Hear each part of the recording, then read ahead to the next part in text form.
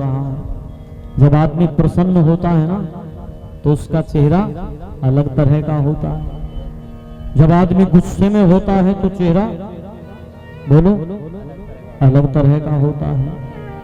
और जब आदमी दुख में होता है तो उसका चेहरा अलग तरह का होता है।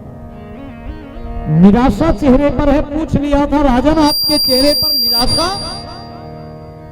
हताश और निराश राजा दशरथ दिखाई दे रहे हैं, बात क्या है? तो महाराज दशरथ ने एक बात कह दी है, गुरुदेव बिना कारण के नहीं है ये उदासी, इस उदासी का कारण है। क्या कारण है राजन? राजा दशरथ बोले, गुरुदेव मैं इस दुनिया में बड़ा बदकिस्मत इंसान हूं, बहुत बदकिस्मत हूं मैं। अपनी बदकिस्मती की उदासी है मेरे जीवन के अंदर। ये कोई संतान नहीं है, ये मेरी बदकिस्मती नहीं तो और क्या है। जब ये कहा ना कि बड़ा बदकिस्मत इंसान हूं मैं, तो गुरुवर वशिष्ठ ने महाराज दशरथ को रोक दिया। लोगों तुरंत रोक दिया, तुरंत टोक दिया और ये कहा, ना राजन बस इसके आगे, इसके बाद इस शब्द को दोबारा कभी मत दोहराना अपने जीवन के अंदर। हे राजन आप जानते नहीं है, बिना जाने ये बात कह रहे हैं। दुनिया में बदकिस्मत इंसान वो नहीं होता जिसके संतान नहीं होती। और कौन होता है बदकिस्मत इंसान? तो जरा आप भी विचार कीजिएगा, आप भी सोचिएगा, कौन है बदकिस्मत दुनिया में? बहुत सारे लोग मिल जाएंगे जो कष्टों में आकर के कहने लगते हैं बहुत बदकिस्मती आ गई है। ये भाग्य का फेर हो सकता है। बदकिस्मती कौन किसके जीवन में आती है? तो गुरुवर वशिष्ठ ने कह दिया था कि वो थोड़ा सा भाग्यहीन है जिसके घर संतान नहीं, वो पूरा बदकिस्मत समझो, याद जिसे भगवान नहीं, वो थोड़ा सा भाग्यहीन है। और जरा शब्द सुनिएगा, कितने सुंदर शब्द गुरुवर वशिष्ठ ने बोले हैं। इतने सुंदर शब्द कोई महाराज वशिष्ठ जैसा कुल पुरोहित ही बोल सकता है। इतने सुंदर शब्द कोई ब्रह्म ऋषि ही बोल सकता है। ये कहा कि नालायक संतान से तो बेहतर है बेऔलाद रहे,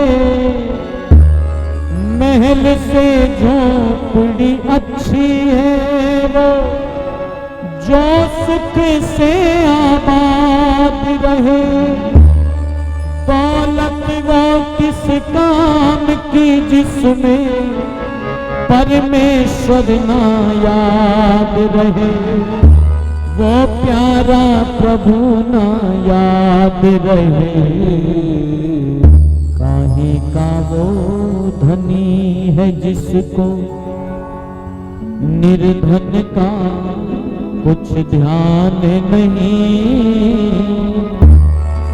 वो पूरा बदकिस्मत समझो, याद जिसे भगवान नहीं, वो थोड़ा सा भाग्यहीन है। हे राजा, उस भगवान के ऊपर जिसका भरोसा उठ जाता है, उस दिन उसके जीवन के अंदर बदकिस्मती प्रवेश कर जाती है।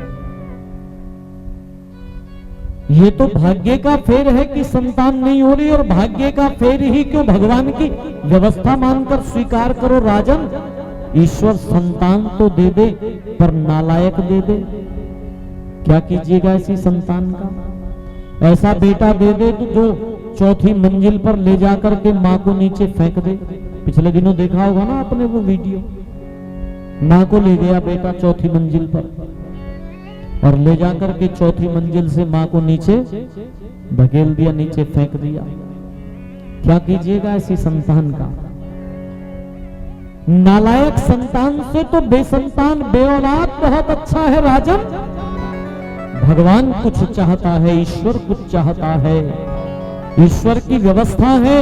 और हे राजन, सूरत सीरत प्यार मोहब्बत किसी की ये जागीर नहीं, जिसकी इज्जत है जग में कोई उससे बड़ा अमीर नहीं।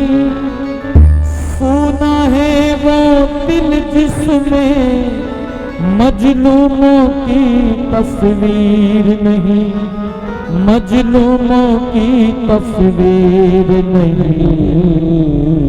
बंदा वो क्या बंदा है जिसको बंदे की पहचान नहीं। वो बुरा बदकिस्मत समझो, याद जिसे भगवान नहीं। वो थोड़ा सा भाग्यहीन है। और राजन कहता कुछ और करता कुछ है, वो कोई इंसान नहीं। बेजुबान वो पशु है जिस बंदे की कोई जुबान नहीं। आदमी वो बेजान है जिसकी किसी बात में जान नहीं, किसी बात में जान नहीं। ईमान कहलाए वो जिसका कोई धर्म ईमान नहीं। वो पूरा बदकिस्मत समझो, याद जिसे भगवान नहीं।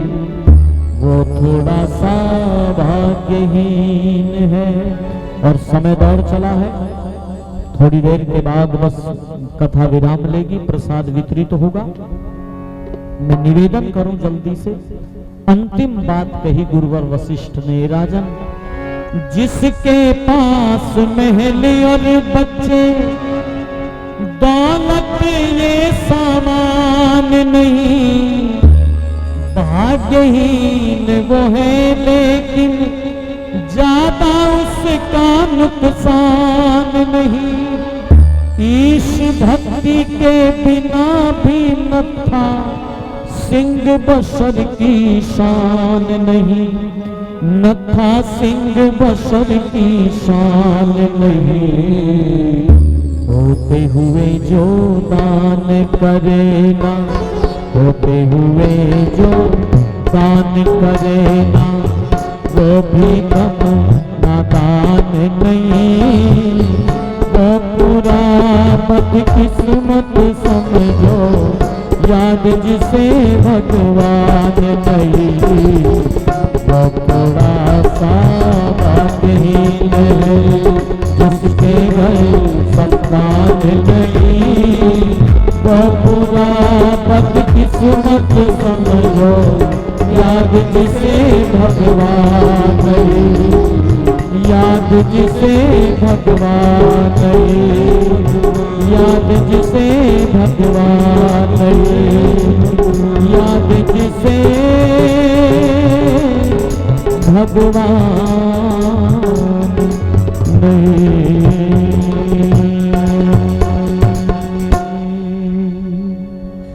ये कहा राजन, दुनिया में बदकिस्मत इंसान वही होता है जिसको भगवान याद नहीं रहता। जिस आदमी को केवल रोजी याद रहती हो ना, और राजक ना याद रहता हो, रोजी देने वाला, वो कितने ही वैभव को प्राप्त कर ले, कितने ही बड़े बैंक बैलेंस बना ले, कितनी ही बड़ी संपत्ति इकट्ठी कर ले, वो कभी भाग्यशाली न बन सकेगा। उस आदमी को हमेशा शास्त्रों की भाषा में, ऋषियों की भाषा में बदकिस्मत कहा जाएगा। जिसको वो राजक याद नहीं रहता, वो ईश्वर याद नहीं रहता, उसका जो धन्यवाद नहीं करता। और कोई हे भगवान मेरे जीवन के भी दिन बदलेंगे, ऐसी कृपा मेरे जीवन में करना। पर वो दिन जब बदल जाए प्रभु, तब मैं तेरे सानिध्य को ना भूल जाऊं, तेरी उपासना को ना भूल जाऊं। ऐसे सुखों की कामना मैं नहीं करता जिन सुखों को प्राप्त करके मैं तेरे चिंतन को भूल जाऊं, मैं तेरी भक्ति को भूल